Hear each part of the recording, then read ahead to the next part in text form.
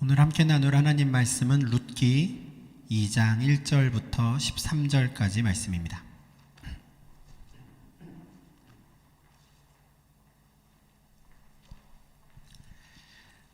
룻기 2장 1절부터 13절까지 말씀, 구약성경 403면 정도에 있습니다. 찾으신 줄 알고 오늘 본문 말씀 제가 봉독하겠습니다. 나오미의 남편 엘리멜렉의 친족으로 유력한 자가 있으니 그의 이름은 보아스더라. 모압 여인 룻이 나오미에게 이르되 원하건대 내가 밭으로 가서 내가 누구에게 은혜를 입으면 그를 따라서 이삭을 줍겠나이다 하니 나오미가 그에게 이르되 내 따라 갈지어다 하매 룻이 가서 베는 자를 따라 밭에서 이삭을 줍는데 우연히 엘리멜렉의 친족 보아스에게 속한 밭에 이르렀더라. 마침 보아스가 베들레헴에서부터 와서 베는 자들에게 이르되 여호와께서 너희와 함께 하시기를 원하노라 하니 그들이 대답하되 여호와께서 당신에게 복 주시기를 원하나이다 하니라. 보아스가 베는 자들을 거느린 사환에게 이르되 이는 누구의 소녀냐 하니 베는 자를 거느린 사환이 대답하여 이르되 이는 나오미와 함께 모압 지방에서 돌아온 모압 소녀인데 그의 말이 나로 베는 자를 따라 단 사이에서 이삭을 줍게 하소서 하였고 아침부터 와서는 잠시 집에서 쉰 외에 지금까지 계속하는 중이니이다. 보아스가 룻에게 이르되 내 따라 들으라. 이삭을 주우러 다른 밭으로 가지 말며 여기서 떠나지 말고 나의 소녀들과 함께 있으라. 그들이 베는 밭을 보고 그들을 따르라. 내가 그 소년들에게 명령하여 너를 건드리지 말라 하였느니라. 목이 마르거든 그릇에 가서 소년들이 길어온 것을 마실지니라 하는지라. 룻이 엎드려 얼굴을 땅에 대고 절하며 그에게 이르되 나는 이방 여인이거늘 당신이 어찌하여 내게 은혜를 베푸시며 나를 돌보시나이까 하니 보아스가 그에게 대답하여 이르되 내 남편이 죽은 후로 내가 시어머니에게 행한 모든 것과 내 부모와 고국을 떠나 전에 알지 못하던 백성에게로 온 일이 내게 분명히 알려졌느니라. 여호와께서 내가 행한 일에 보답하시기를 원하며 이스라엘의 하나님 여호와께서 그의 날개 아래에 보호를 받으러 온 내게 온전한 상 주시기를 원하노라 하는지라. 룻이 이르되 내 주여 내가 당신께 은혜 입기를 원하나이다. 나는 당신의 하녀 중에 하나와도 같지 못하오나 당신이 이 하녀를 위로하시고 마음을 기쁘게 하는 말씀을 하셨나이다 하니라. 아멘. 지난주부터 우리 2월 한 달간 룻기 말씀을 보겠다 말씀을 드렸는데요. 지난주에 우리가 보았던 대로 룻기는 엘리멜렉이라고 하는 한 가정에 관한 이야기입니다. 기근으로 인해 생계가 어려워진 이 엘리멜렉은 아내 나오미와 두 아들들을 데리고 모압이라고 하는 이웃 나라로 이민을 갔지요. 그런데 그곳에서 남편과 아들들이 다 세상을 떠납니다. 그리고 홀로 남은 나오미는 10년 만에 며느리 룻과 함께 베들레헴으로 돌아왔습니다. 여기까지가 우리가 지난주에 보았던 1장 말씀이었습니다. 근데 2장을 시작하면서 새로운 인물이 등장합니다. 바로 보아스라는 사람인데요. 룻기가 이제 제목 자체에서 알 수 있듯이 룻이라는 사람이 주인공인데 여자 주인공이라고 한다면 남자 주인공이 보아스가 등장하는 것이죠. 근데 보아스라는 사람에 대해서 오늘 본문 1절에서는 나오미의 남편 엘리멜렉의 친족이며 유력한 자라고 소개합니다. 인물 소개가 이렇게 되어 있습니다. 엘리멜렉이라고 하는 1장에 소개되었던 그 가족들과는 친척 관계이고요. 유력한 자라고 하니까 베들레헴에서 상당한 영향력을 발휘하는 사회적으로나 경제적으로 부유한 사람이었던 것 같습니다. 오늘 본문 2장은 베들레헴에서 이제 돌아온 나오미와 룻이 이 보아스라고 하는 사람과 어떻게 연결될 수 있었는가에 대해 상세히 설명합니다. 제가 봉독한 말씀은 1절부터 13절이지만 2장 전체의 내용을 우리가 한번 살펴보며 그 과정을 따라가 보면 좋겠습니다. 2절에서 룻은 시어머니 나오미에게 내가 이제 밭에 나가서 이삭을 좀 주워 오겠습니다 라고 말합니다. 레위기 19장 9절과 10절에는 이 땅에 떨어진 이삭과 관련된 율법 규정이 있습니다. 너희가 너희의 땅에서 곡식을 거둘 때에 너는 밭 모퉁이까지 다 거두지 말고 내 떨어진 이삭도 줍지 말며 내 포도원의 열매를 다 따지 말며 내 포도원에 떨어진 열매도 줍지 말고 가난한 사람과 거류민을 위하여 버려두라. 나는 너희의 하나님 여호와이니라 라는 말씀입니다.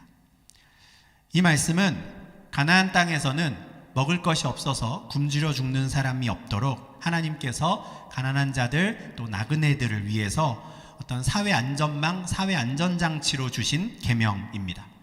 자기 땅을 갖고 있는 사람들은 음식, 먹을 것에 신경 쓸 필요가 없습니다. 열심히 농사지어서 수확한 것으로 먹으면 되지요. 근데 문제는 땅이 없는 사람들입니다. 특히 나오미와 룻과 같이 남편도 없고 아들도 없는, 그래서 고아와 과부가 된 자들은 하루하루 내가 오늘 무엇을 먹을 수 있을까 걱정하지 않을 수 없습니다. 그래서 하나님께서 방금 읽어드린 레위기 19장과 같은 말씀을 주신 것이죠. 땅이 있는 사람들이, 곡식을 수확하는 사람들이, 포도원에서 열매를 수확하는 사람들이 저 모퉁이 끝에 있는 나무 한 그루에서까지 모든 열매를 다 따고 땅에 떨어져 있는 이삭과 열매들까지 빠짐없이 다 걷어가지 말고 그냥 남겨두라라는 겁니다. 내 밭에서 나는 모든 수확은 다 내가 먹겠다라고 다 가져가지 말고 땅에 떨어진 것이나 저 모퉁이에 있는 것들은 남겨두라는 것이죠. 그럼 그것은 누구를 위한 음식이 됩니까? 길을 가는 나그네들이 밭 모퉁이에 있는 이삭을 조금씩 따다가 그날 끼니를 먹는 겁니다. 수확하는 도중에 땅에 떨어져 있는 곡식이나 열매들이 있다면 그것은 고아와 과부들이 그 밭에 들어와 주워가는 것으로 그들은 하루하루 생계를 이어갈 수 있게 하라는 것이죠. 룻이 2절에서 내가 이제 나가서 밭에 떨어진 이삭을 주워오겠습니다 라고 하는 건 바로 이 율법, 이 계명과 연관되어 있는 내용입니다. 일꾼들이 곡식을 수확하는 중에 땅에 떨어진 이삭이 있을 텐데 내가 그것을 주워와서 시어머니와 내가 함께 먹겠습니다 하는 것이죠. 밭에 나간 룻은 어떤 밭에서 곡식을 베는 사람을 보고 그 사람의 뒤를 따라가기 시작합니다. 곡식 베는 사람이 미처 거두지 못하고 땅에 떨어지는 이삭들을 뒤따라가며 바로 줍는 것이죠. 그런데 바로 그 밭이 1절에서 소개되었던 엘리멜렉의 친족 보아스의 밭이었다라고 합니다. 3절에 성경에서는 좀 찾기 힘든, 보기 드문 단어가 하나 나오는데요. 우연히입니다. 우연히. 룻이 우연히 그 보아스의 밭에 들어가서 곡식을 줍게 되는 것이죠. 그때까지만 해도 룻은 이 밭의 주인이 누구인지 그리고 보아스라는 사람이 누구인지도 몰랐습니다. 근데 우연히 그 밭에 들어가서 그 곡식을 줍기 시작했는데 계속해서 마치 드라마 대본같이 딱딱 맞아 떨어지는 상황이 이어집니다. 4절을 보시면 마침 이렇게 시작하죠.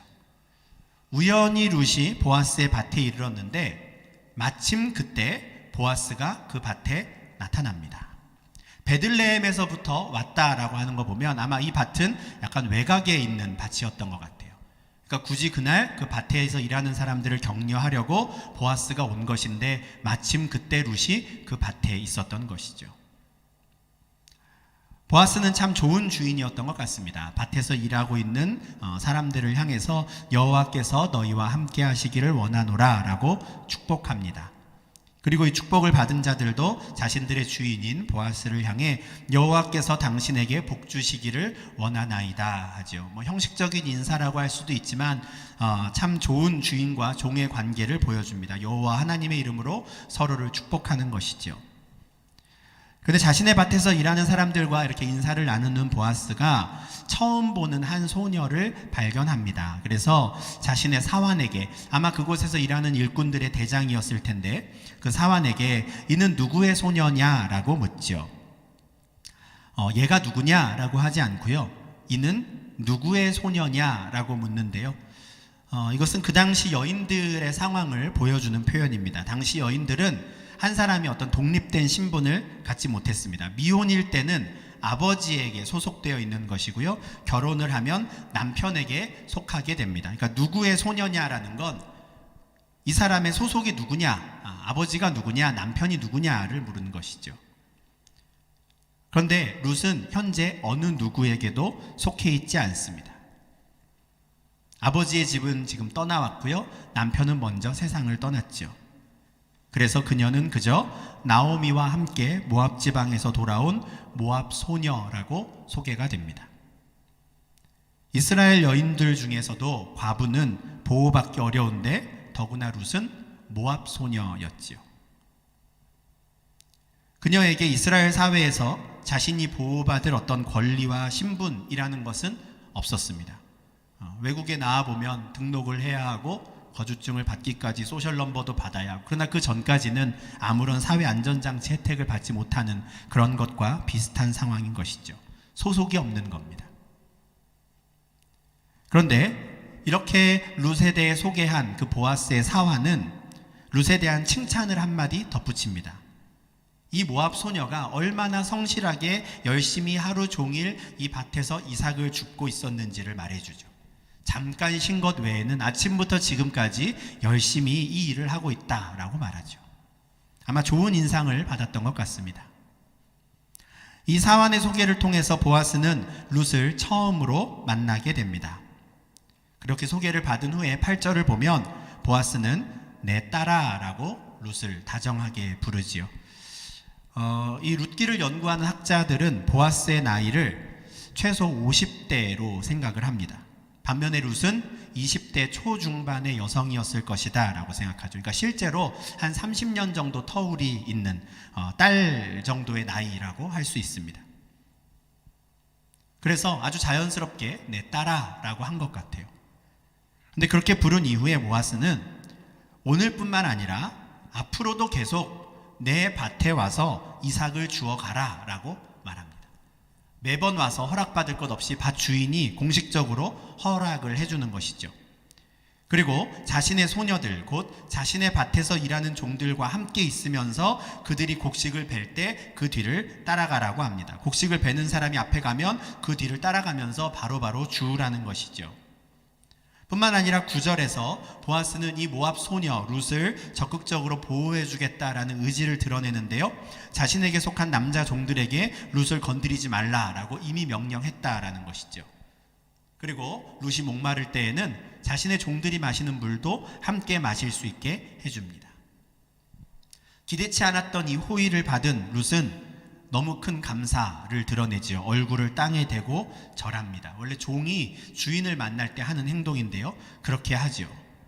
온몸으로 그 감사를 표현하는 겁니다. 그리고 나는 이방 여인이거늘 당신이 어찌하여 내게 은혜를 베푸시며 나를 돌보시나이까 라고 말하며 진심 어린 감사를 표현하죠.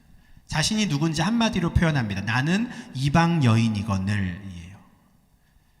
이건 역시 제가 한국에 있을 때는 그렇게까지 감사한 일인가 싶었는데, 네덜란드 와보니 이방 땅에 와 살면서 나뿐만 아니라 특히 우리 자녀들에게 호의를 베풀어주는 사람을 만나면 그게 얼마나 고마운 일인지 딱 이렇게 알겠더라고요. 그러니 지금 이 룻이 나는 이방 여인이거늘 나에게 이런 은혜를 베풀어 주십니까? 라는 게 정말 진심 어린 감사였다라는 걸 알 수 있습니다. 사실 그날 아침에 집을 나설 때만 해도 룻 입장에서는 막막한 상황이었습니다. 시어머니와 함께 어쨌든 오늘 하루, 내일 하루 먹을 음식을 마련해야 해서 내가 밭으로 나가서 이삭을 줍겠습니다 라고 했는데 생각대로 잘 될 수 있을지 아무도 모르는 상황이었거든요. 그래서 룻도 아침에 이삭을 주우러 나오면서 나오미에게 이런 말을 덧붙였었어요. 내가 누구에게 은혜를 입으면 그를 따라서 이삭을 줍겠습니다 하죠.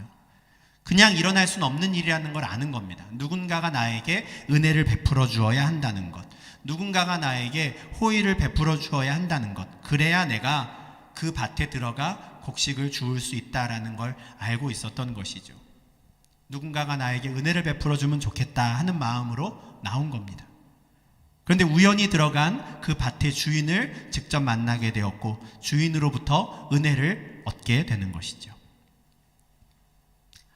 근데 11절을 보니까 보아스는 자신이 이 모압 소녀 룻에게 이런 호의를 베푸는 이유가 무엇인지를 분명히 설명합니다. 너의 남편이 죽은 후로 내가 시어머니에게 행한 모든 것과 내 부모와 고국을 떠나 전에 알지 못하던 백성에게로 온 일이 내게 분명히 알려졌느니라. 이런 설명을 덧붙이는 이유는 아마 이 모압 소녀에게 호의를 베푸는 게 뭐 다른 숨은 의도가 있거나 뭐 흑심이 있어서가 아니다라는 걸 좀 분명하게 보여주고 싶었기 때문인 것 같습니다. 베들레헴은 작은 마을이에요. 10년 전에 마을을 떠났다가 다시 돌아온 이 나오미라는 사람, 그리고 나오미와 함께 돌아온 모압 소녀 룻이라고 하는 이 소녀의 이야기를 모르는 사람이 없었을 겁니다. 온 동네 사람들이 다 아는 거죠. 더군다나 외국인이 딱 나타났을 때 모든 사람들의 시선이 이 룻에게 향했을 겁니다. 그러니 모를 수가 없지요. 그리고 그 소식이 보아스의 귀에도 들린 겁니다. 다만 그동안 이 모압 여인 룻이 베들레헴에 왔다라는 말만 들었는데 이제야 직접 만난 것이죠. 보아스는 룻이 시어머니를 위해 내린 결단이 얼마나 대단한 것인지를 잘 알고 있었습니다. 그리고 베들레헴으로 돌아온 이후에도 계속해서 그녀가 시어머니 나오미를 향해 베풀고 있는 사랑이 얼마나 대단한 것인지도 잘 알고 있었습니다. 그래서 12절에서 진심으로 룻을 축복하지요. 여호와께서 내가 행한 일에 보답하시기를 원하며 이스라엘의 하나님 여호와께서 그의 날개 아래에 보호를 받으러 온 내게 온전한 상 주시기를 원하노라. 너무 멋진 축복의 말이라고 생각합니다. 지난 주일에 우리가 1장 내용을 살펴볼 때 우리의 삶에서도 룻이 보여준 것 같은 이런 헤세드의 사랑이 나타나기를 바랍니다 라는 말씀을 드렸는데, 정말 주변에 그런 삶을 사는 사람이 있다면, 그리고 그런 사람을 내가 만나게 된다면 똑같이 이렇게 기도해 주고 싶은 그런 기도이지요. 헤세드의 사랑을 베푸는 자들에게 여호와께서 그 행한 일에 보답해 주시기를, 그리고 온전한 상을 주시고 그의 날개 아래로 보호해 주시기를, 그렇게 축복하는 겁니다. 참으로 귀한 축복인데 보아스가 진심으로 룻을 향해 그렇게 축복합니다. 이어지는 말씀들을 보면 밭에서 처음 만난 이 소녀가 바로 그 모압에서 온 룻이라는 사실을 알고 난 후에 보아스는 매우 적극적으로 룻에게 더 큰 은혜, 호의를 베풀어 줍니다. 일단 점심시간에 맛있는 음식들을 그 앞에 놔주고요, 소스도 찍어 먹을 수 있도록 주고, 식사를 다 하고 다시 일하러 나갈 때가 되니까 제일 좋은 자리를 룻에게 주라고 합니다. 곡식단 사이에서 이삭을 주울 수 있도록 해라 이러거든요. 곡식을 거둘 때 이삭이 가장 많이 떨어지는 곳이 어딜까? 사실 이렇게 베는 사람을 쫓아갈 때보다는 곡식단을 묶는 사람 옆에 있는 그 자리가 명당 자리입니다. 곡식단을 묶다 보면 더 많이 떨어지게 되거든요. 바로 그 자리에 룻을 세워두고 떨어지는 곡식 알갱이를 다 줍게 해라 하는 겁니다. 뿐만 아니라 곡식단을 묻는 소년들에게 어떤 명령을 내립니까? 일부러 이삭을 뽑아서 땅에 버려라 라고까지도 합니다. 막 퍼주어라 하는 것이죠. 이와 같은 호의 아래 룻은 열심히 곡식을 주워 담습니다. 아침부터 저녁까지 열심히 일하고 난 후에 내가 모은 이삭을 다 무게를 재어보니 한 에바쯤 되었습니다. 이 한 에바의 단위가 좀 의견이 분분한데요. 어떤 분들은 한 22리터, 1리터짜리 콜라병 22개 정도 된다 하는 분도 있고요. 어떤 분은 정확히 추산할 수는 없지만 최소한 13kg 정도 될 것이다 이렇게 보는 분도 있습니다. 뭐 어떤 것이든 어마어마한 양이죠. 땅에 떨어져 있는 곡식을 한 소녀가 하루 종일 주운 것 치고는 정말 굉장한 수확을 하게 된 겁니다. 3절에서 룻이 이 밭에 들어가게 된 건 우연히 일어난 일이라 그랬거든요. 우연히 들어간 것 치고는, 우연히 일어난 일 치고는 룻이 받은 은혜가 너무 컸습니다. 룻이 그렇게 열심히 수확한 이삭을 가지고 오니 시어머니 나오미도 깜짝 놀랍니다. 아무리 하루 종일 열심히 주었다고 해도 이 정도 양이 되려면 누군가가 직접적으로 도와주지 않고는 불가능하다라는 걸 너무 잘 알고 있었죠. 그래서 어느 밭에서 이것을 주운 것인지, 누가 너를 돌보아 준 것인지를 묻습니다. 그때 룻은 자신이 일했던 밭의 주인이 보아스라는 사람이고 보아스가 자신에게 어떤 호의를 베풀어 주었는지도 이야기합니다. 그 설명을 듣고 드디어 1절에서 나오미의 남편 엘리멜렉의 친족이라고 소개되었던 그 보아스가 엘리멜렉 가정의 나오미와 연결이 됩니다. 오늘 읽은 봉독한 말씀은 아니지만 20절을 한번 보시면요, 이 나오미는 보아스라는 사람에 대해서 이미 잘 알고 있었습니다. 물론 작은 동네에 자기 친척이 유력한 자다라 그러면 그 사람을 모르는 게 이상할 수도 있지만, 나오미가 하는 말을 가만히 보면 그냥 이름을 아는 정도가 아니라 실제로 서로 잘 아는 사이였던 것 같습니다. 나오미가 이렇게 말하거든요. 그 사람은 살아있는 자와 죽은 자에게 은혜 베풀기를 그치지 않는 사람이다 하거든요. 살아있는 자는 누구겠습니까? 지금 다시 베들레헴으로 돌아온 자신과 룻을 가리키는 말이고요. 죽은 자는 모압에서 먼저 죽은 남편 엘리멜렉과 두 아들들을 가리킵니다. 그러니까 우리 온 가족이 10년 전에 베들레헴에 살 때부터 그 사람은 우리를 도와주었던 사람이야 라는 말이죠. 그런데 20절에서 그 보아스에 대해서 나오미가 하는 말을 보면 특이한 표현이 하나 있습니다. 하반절인데요. 그 사람은 우리와 가까우니 우리 기업을 물을 자 중에 하나이니라 라는 말입니다. 우리와 가까운데 어느 정도로 가깝냐면 우리 기업을 물을 자 중에 하나. 기업을 물을 자라는 표현이 아마 생소하실 텐데, 기업이라는 단어와 무르다라는 단어를 국어사전에서 찾아보면 이렇게 정의합니다. 기업이라 그러면 어떤 회사가 아니고요, 대대로 물려 내려오는 재산을 의미합니다. 물론 사업도 포함이 되지만 어떤 한 가정에 대대로 내려오는 재산을 기업이라고 불러요.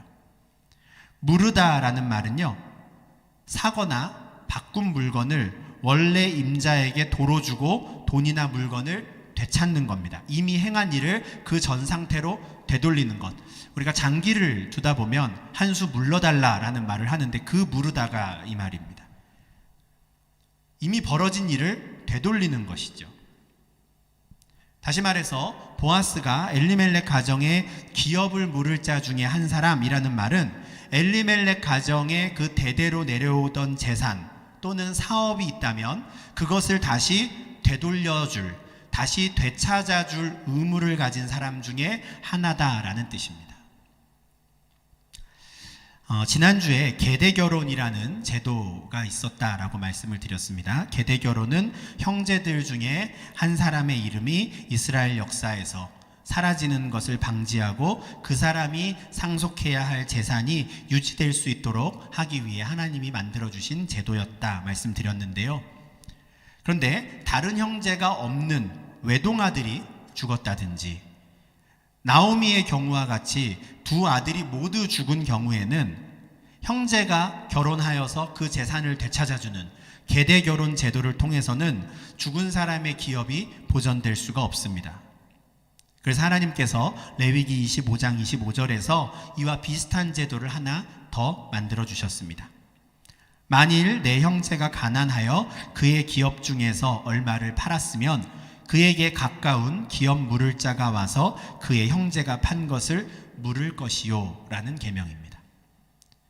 그러니까 계대결혼이라도 할 수 있는 형제가 없는 사람의 경우에는 가까운 친척이 그 가정의 재산을 지켜주어라, 보호해 주어라 하는 것이죠. 혹시 여기저기 빼앗긴 재산들이 있다면 가까운 친척이 그것을 다시 찾아와 주어야 한다라는 제도입니다. 보아스는 엘리멜렉과 가까운 친척이었고 엘리멜렉 가문의 기업을 물을 자 중에 하나였으니까 상당히 가까운 사람이었던 것 같아요. 이와 같은 설명을 들으면서 보아스라는 사람에 대해 나오미가 긍정적으로 생각하고 있구나라는 걸 알게 되니 룻은 한마디 더 덧붙이죠. 오늘만이 아니라 앞으로도 계속 그 사람이 자신의 밭에서 이삭을 주워가도 된다고 했습니다 라는 설명이에요. 물론 나오미 입장에서도 오늘 룻이 들어가서 이삭을 주운 밭이 보아스의 밭이라는 것을 알게 된 이상 굳이 다른 사람에게 보낼 이유가 없었습니다. 그래서 나오미도 다른 밭에서 다른 사람들은 만나지 말고 오직 보아스의 밭에서만 안전하게 이삭을 거두라 라고 당부하죠. 23절 하반절을 보면 룻을 향한 이 보아스의 호의는 상당 기간 이어졌다라는 걸 알 수 있습니다.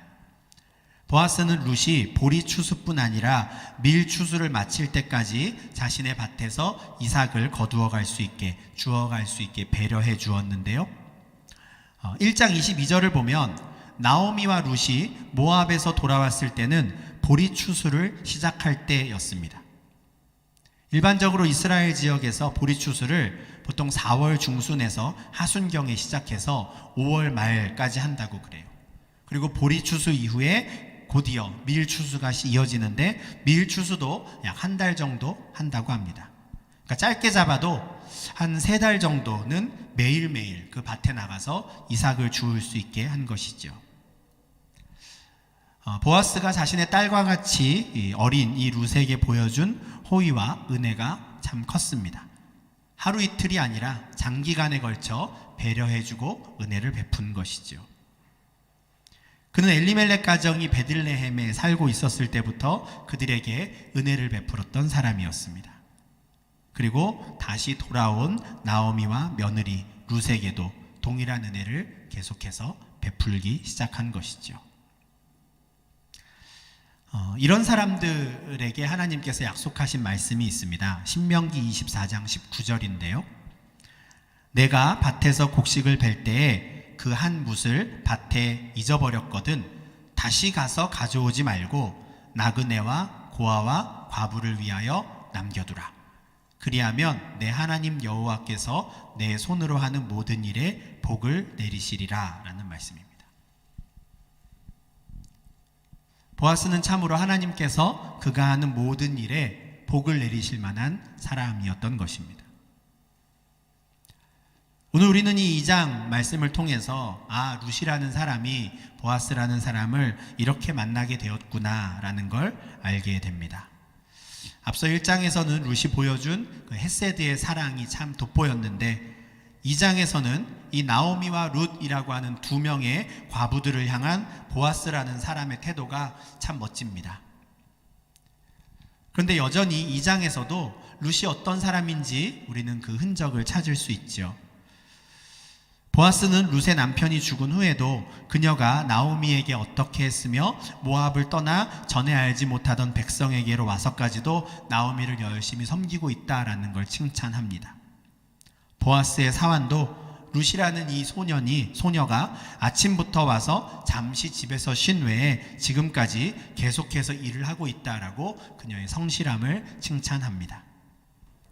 룻과 보아스, 이 두 사람은 사사들이 통치하던 그때, 모든 사람들이 자기 소견에 좋은 대로 행하던 그때에 참으로 보기 드문 하나님께서 정말 기뻐하실 만한 삶의 모습을 하루하루 드러내며 살았던 사람들이었습니다.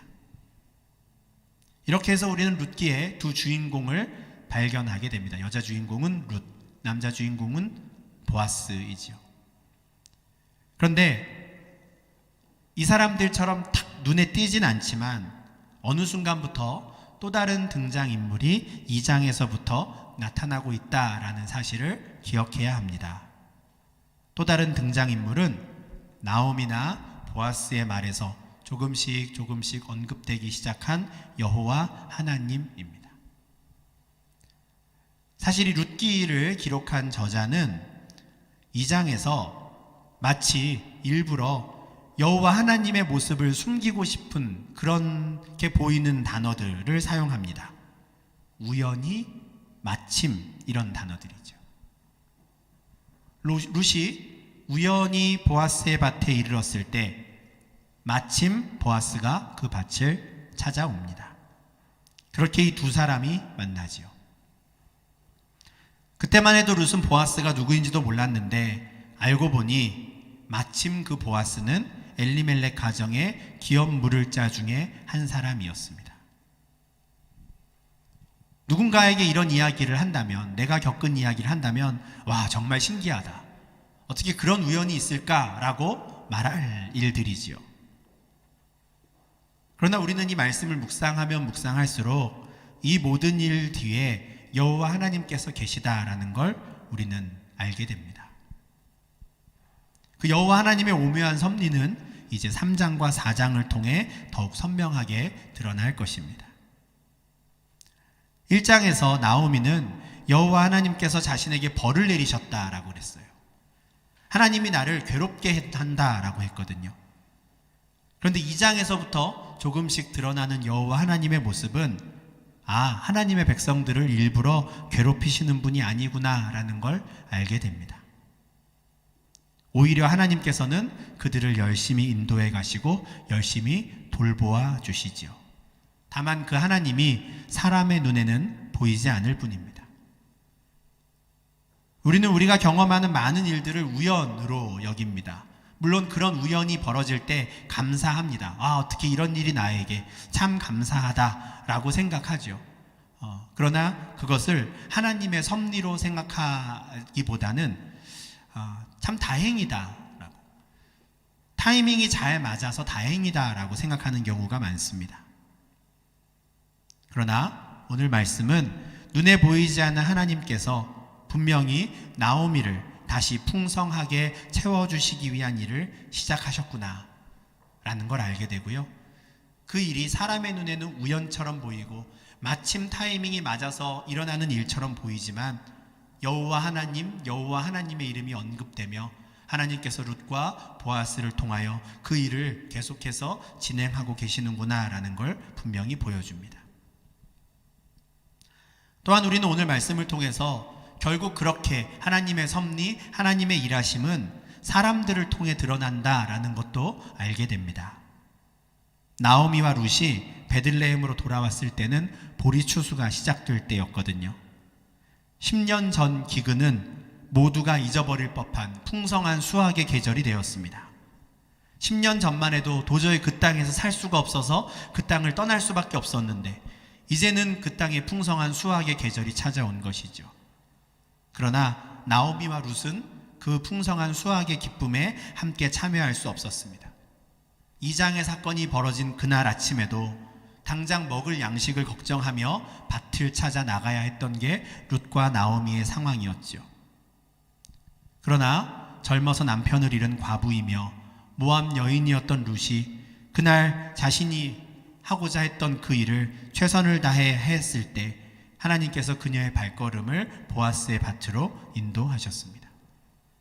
우연히 일어난 것처럼 보이지만 그 발걸음은 하나님의 인도하심이었지요. 그리고 보아스는 룻을 향해 자신이 베풀어 줄 수 있는 최대한의 호의를 보여주며 룻을 향해 축복합니다. 마침 그때 나타난 보아스를 통해 하나님께서 은혜를 베풀어 주시는 것입니다. 사람의 눈에 보이지 않는 하나님의 섭리는 룻의 성실함과 보아스의 긍휼을 통해 우리 눈앞에 드러나기 시작하는 것입니다. 참으로 귀한 은혜인데 이와 같은 은혜가 이번 한 주간 또 올 한 해 우리의 삶 속에도 있을 수 있기를 바랍니다. 우리의 삶에서 일어나는 많은 일들이 있잖아요. 우연히 일어나고 마침 일어나는 일들이 있습니다.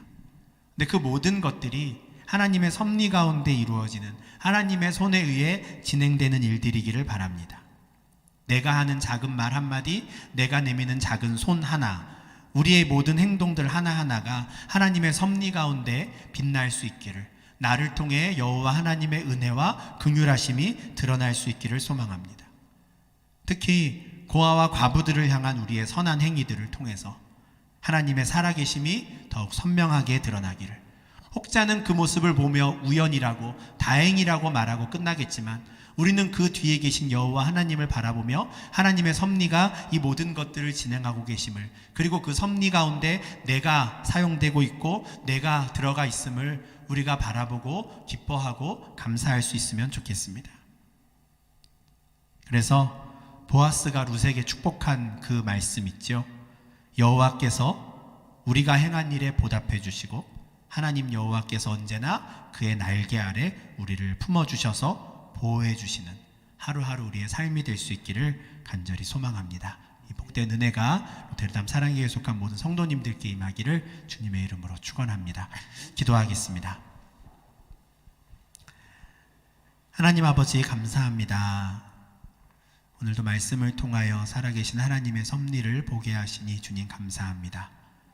사람의 눈에 우연히 일어나며 다행히 타이밍이 맞아 마침 일어난 일들이었으나 그 모든 손길 가운데 모든 순간에 여호와 하나님의 섭리가 있음을 보게 하시니 감사를 드립니다. 이 땅에서 일어나는 모든 일들이 주님의 주권 아래 있음을 압니다. 주님의 섭리 가운데 이 모든 일들이 일어나며 진행되는 줄 압니다. 하나님, 우리가 그 하나님의 주권과 섭리를 인정하게 하시고 나의 작은 말 한마디, 동작 하나, 몸짓 하나가 하나님의 뜻을 이루어가며 무엇보다 주님의 긍휼하심과 자비하심을, 하나님의 은혜를 드러내는 도구가 될 수 있도록 주님 인도하여 주시옵소서.